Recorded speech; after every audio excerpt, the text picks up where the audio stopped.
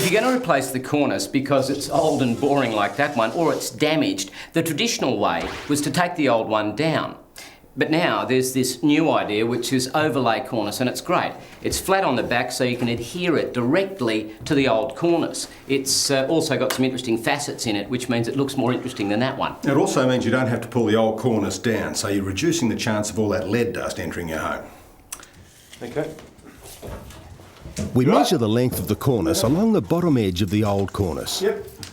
Then cut a mitre joint at about 45 degrees using a wooden mitre box. Just look at that. There's writing or printing on the cornice that helps you get it up the right way. The top is different to the bottom. It's important when you're cutting the angles, otherwise nothing fits, right, Dean? Absolutely. Okay, we're going to mix the cornice adhesive. It always comes dry. It works best that way. The proportions are 2 to 1. So water 1, adhesive 2.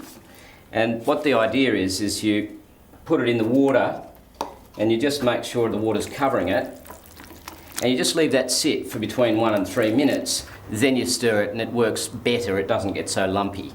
So we'll come back to that. I'll cut a bit of cornice. When you measure and cut the cornice, the longest edge is always the bottom. To get the angle right, we use a bit of pine as a packer in the back of the mitre box.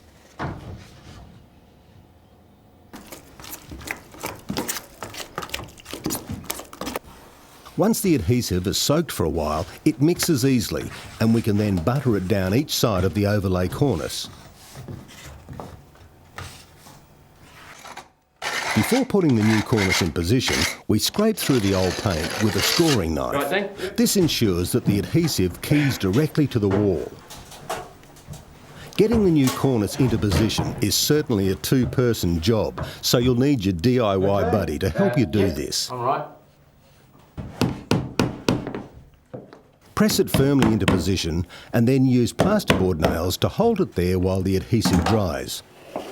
You then scrape away the excess adhesive, fill any gaps and sponge off. Damp sponge, wipe the excess off before it dries, otherwise it's quite a long sanding job. Right now it comes off really easy. We then repeat the process, scoring the wall and installing the remaining cornice. There we go.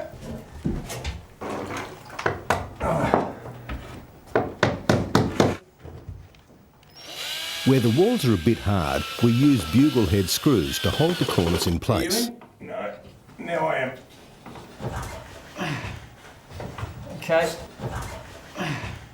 It goes up fairly quickly and plasterboard nails make sure it stays there.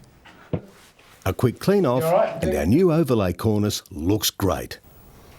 Here we go. That looks great. Yeah. Well, the new cornice is up. What we found is it's good to get a couple of pieces of waste cornice and check your angles to make sure the 45 degrees is 45 degrees and not slightly less. It worked really well, and we didn't make all the mess by pulling the old cornice out and letting it fall down. And the new cornice looks much better than the old one. Sure does.